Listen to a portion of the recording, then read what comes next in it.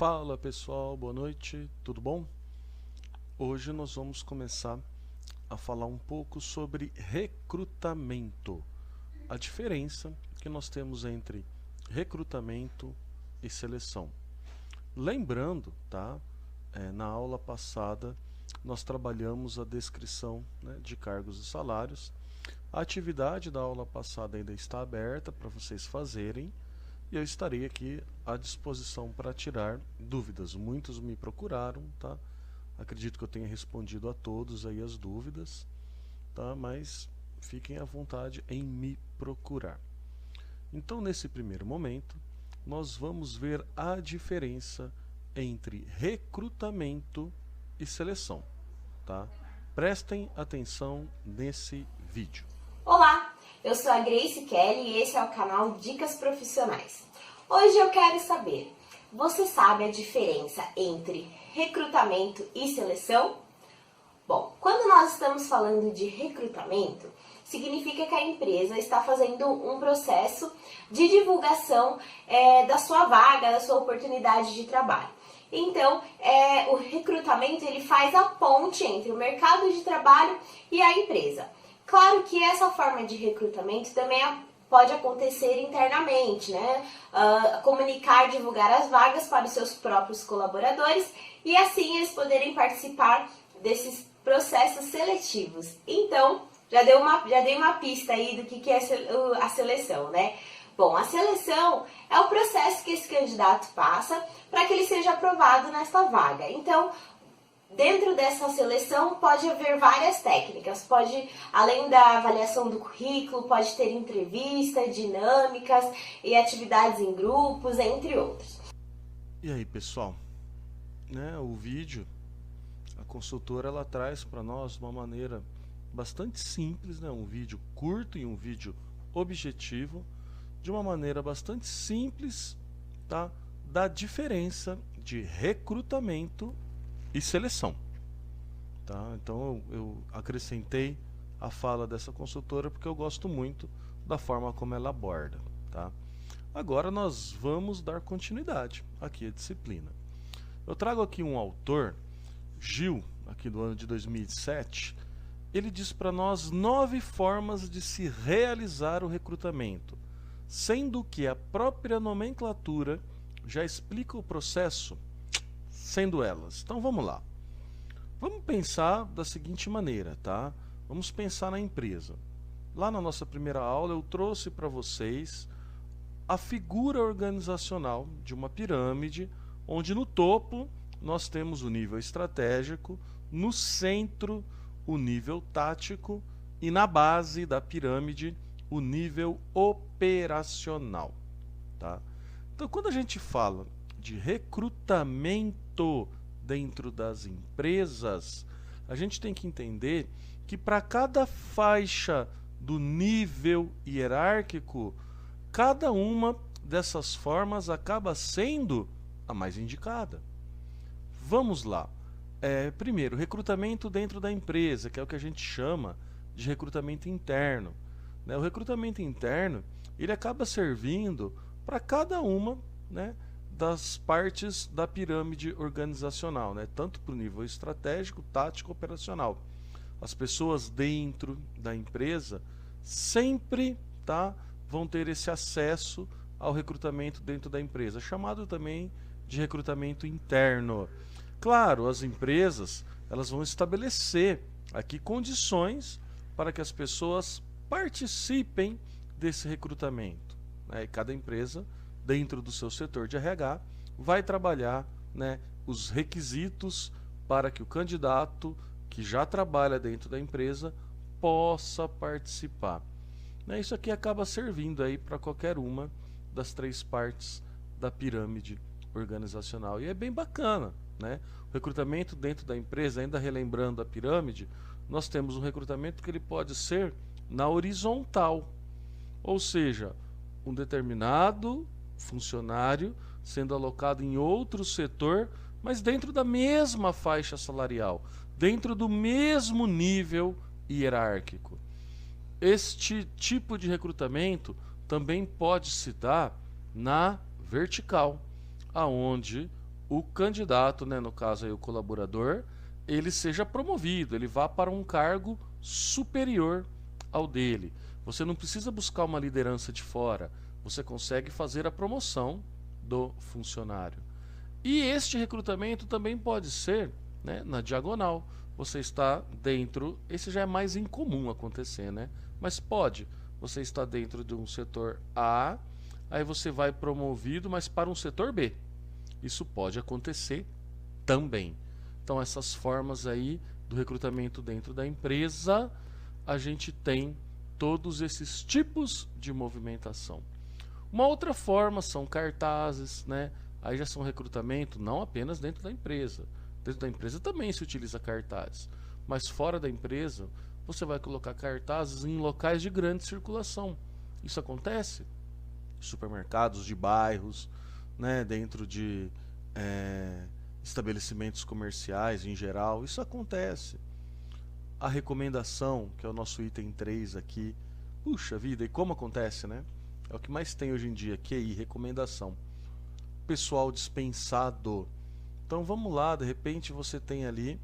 Isso aconteceu recentemente, né? Recentemente, uns anos atrás, aqui na Volvo de Pederneiras, porque eu conheço, né, uma pessoa que passou por essa situação. Essa pessoa foi desligada naquele corte que teve, na crise, né? Só que, como ela foi cortada e era um bom funcionário, na hora que a empresa se recuperou, a crise passou, a empresa foi atrás do pessoal dispensado. É uma fonte de recrutamento. Ele voltou a trabalhar, né, no setor e no cargo que ele já possuía. Agências de emprego, item 5, é uma boa fonte de recrutamento. Você vai até as agências e lá vai ter os serviços que ela prestam de fazer, né, essa ponte, essa atração de funcionários, esse recrutamento, né? Associações profissionais, associações de classe, né?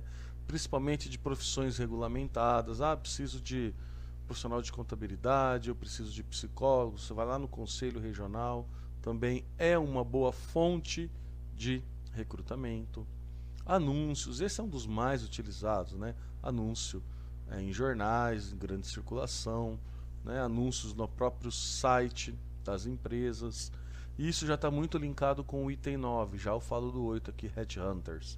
O item 9, internet, aqui eu já estou falando de redes sociais, né, de você compartilhar vagas, tem muita coisa fake aí no meio, mas também tem coisas bacanas, vagas legais, seguir páginas de empresa, Facebook, né? As redes sociais vieram para ficar e é uma ferramenta importantíssima também para recrutamento. E Headhunters, caça-talentos, isso aqui é bacana. Porque imagina lá no topo da pirâmide organizacional, nível estratégico. Imagina que você precisa contratar um diretor, você precisa contratar um CEO, um alto cargo estratégico da empresa. Você vai colocar um cartaz no supermercado para contratar esse nível de funcionário? Não, de maneira alguma, né?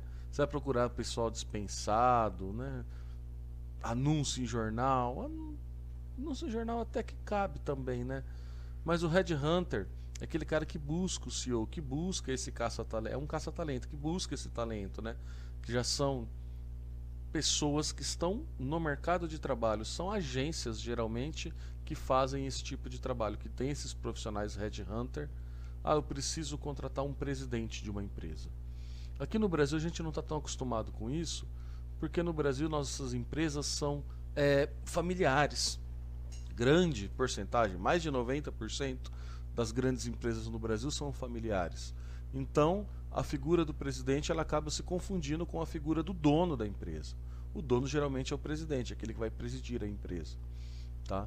Então, é um termo americano, Headhunters, porque nos Estados Unidos, as grandes empresas lá, dono tem papel de dono, ele está lá para receber rendimentos. E o presidente é um profissional de mercado que trabalha para presidir a empresa. Então o presidente da empresa não é a mesma pessoa do dono da empresa. Isso, tá, acontece muito nas empresas americanas e está começando a acontecer nas multinacionais aqui no Brasil também. Então esses profissionais Headhunters são quem busca esses candidatos para essas vagas, tá? Então Gil, esse autor aqui, ele traz para nós, né, essas 9 formas de se realizar.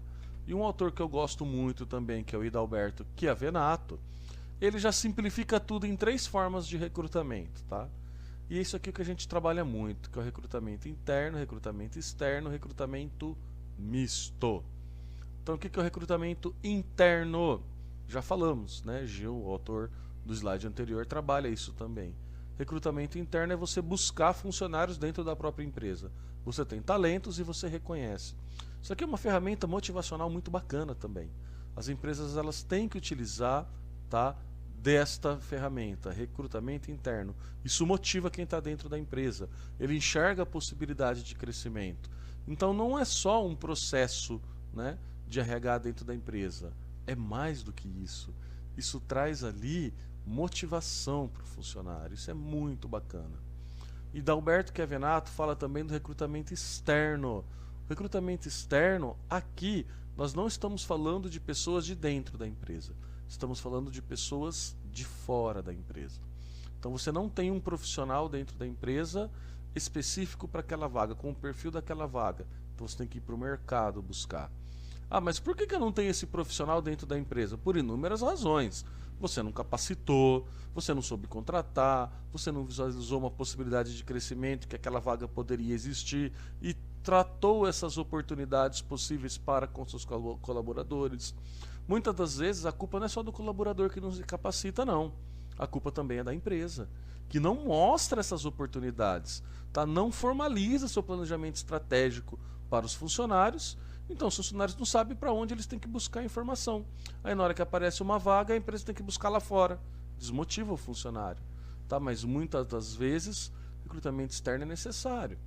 Vamos supor, olha que bacana, uma empresa ela precisa contratar lá um contador. O contador dela saiu. Então, ela abre um processo interno. Tem alguém formado em contabilidade, tal, tal. Não tem ninguém na empresa, ela vai ter que abrir o externo.